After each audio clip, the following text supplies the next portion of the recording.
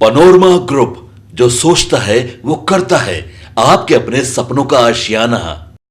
नमस्कार, आप देख रहे हैं सिटी पोस्ट लाइव। मैं हूं ऋतुराज और आज का सबसे बड़ा सवाल है कि क्या बिहार की राजनीति में उपेंद्र कुशवाहा ने परिवारवाद को बढ़ावा दिया या पार्टी को बचाने के लिए बड़ा त्याग किया है।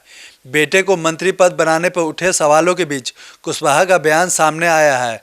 अब बहस इस बात पर है कि क्या दीपक प्रकाश योग्य है या ये सिर्फ राजनीतिक विरासत के लिए है। तो आइए इस पूरे मुद्दे पर विस्तार से बातचीत करने के लिए हमारे साथ है मुस्कान प्रत्युष। जी हाँ मुस्कान, बताइए, क्या बेटे को मंत्री पद बनाकर उपेंद्र कुशवाहा ने परिवारवाद को बढ़ावा दिया है? देखिए, तकनीकी रूप से जवाब हाँ भी नहीं है और ना भी नहीं है। क्योंकि हाँ इसलिए क्योंकि मंत्री पद पार्टी के सुप्रीमो के बेटे को मिला है, तो आमतौर पर डायरेक्ट फैमिली प्रमोशन माना जाता है। और ना इसलिए क्योंकि कुशवाहा का तर्क राजनीतिक दृष्टिकोण से मजबूत हुआ है।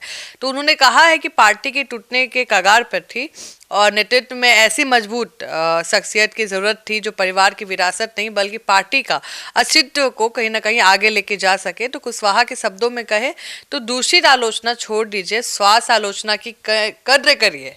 और लेकिन ये कदम पार्टी को शून्य से बचाने के लिए भी ज़रूरी था।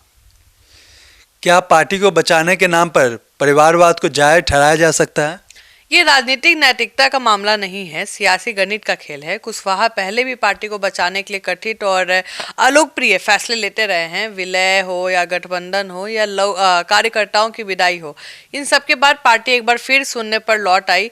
ऐसे में कुशवाहा का मानना था कि गलत कदम उठाकर गिरने से बेहतर है कि ऐसे निर्णय लिया जाए जो आने वाले समय में पार्टी की नींव बनाए। यानी राजनीतिक पक्ष से फैसला मजबूर नहीं, रणनीति माना जा रहा है। क्या दीपक प्रकाश बिना चुनाव लड़े मंत्री बनने के योग्य हैं? ये सवाल विपक्ष की तरफ से सबसे ज्यादा जोर पकड़ रहा है कि उन्होंने चुनाव भी नहीं लड़ा और पार्टी में भी आ गए। जन स्वराज की बात करिए, जन स्वराज भी उठाइए सवाल, ये विपक्ष भी उठा रही है। लेकिन संविधान इसकी अनुमति देता है, बिल्कुल रूल के साथ है। किसी भी व्यक्ति को मंत्री बनाया जा सकता है, बस 6 महीने के भीतर उसे किसी सदन का सदस्य बनना होगा। और योग्यता के सवाल पर कुशवाहा का जवाब भी स्पष्ट है कि दीपक कंप्यूटर साइंस इंजीनियर हैं, मेहनती हैं, प्रशासनिक सोच के साथ बड़े हुए हैं। उनका विश्वास है कि थोड़ा समय दीजिए, दीपक खुद अपनी क्षमता साबित करेगा। और यानी जो कुशवाहा उम्मीदों पर खड़े होंगे, मतलब उनके पिता की उम्मीदों पे वो खड़े होंगे, उतरने के लिए दीपक को समय और मंच दोनों देना चाहते हैं। और देना भी चाहिए भाई, नया लड़का है, युवा है। और कहीं ना कहीं आपको भी पता है इस बार बिहार के राजनीति में युवा चेहरा को ज़्यादा देखा जा रहा है और देखने का मन भी कर रहा है। और पढ़े लिखे लोग आ रहे हैं बिहार के पॉलिटिक्स में, तो और अच्छी बात है। क्या विपक्ष का हमला राजनीतिक है या जनता के सवालों की आवाज है? देखिए, विपक्ष के हमले कहीं ना कहीं राजनीतिक रणनीति साबित हो रहे हैं। क्योंकि केवल दीपक प्रकाश ही नहीं, इस बार मंत्री पद पर कम से कम 12 नेता विभिन्न राजनीतिक परिवारों से आए हैं। फिर भी निशाना सिर्फ दीपक पर क्यों? इसका जवाब सीधे कुशवाहा जी ने अपने शब्दों में दिया है कि सवाल जहर का नहीं था, वो तो मैं पी गया। समझिएगा, सवाल जहर का नहीं था, वो तो मैं पी गया।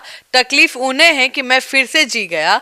यानी ओपन चैलेंज दे रहे हैं। उपेंद्र कुशवाहा ने हार नहीं मानी है, इसलिए विरोधियों को सबसे ज्यादा तकलीफ है।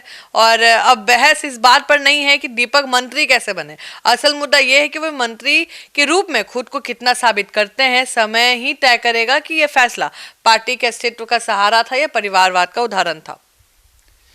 फिलहाल राजनीतिक गर्म है, लेकिन असली परीक्षा अब शुरू हुई है दीपक प्रकाश की। तो अब इस पूरे मुद्दे पर आपकी क्या राय है, कमेंट सेक्शन में जरूर बताइएगा। तो आगे की खबरों के लिए जुड़े रहिए हमारे साथ और देखते रहिए सिटी पोस्ट लाइव। तब तक के लिए धन्यवाद।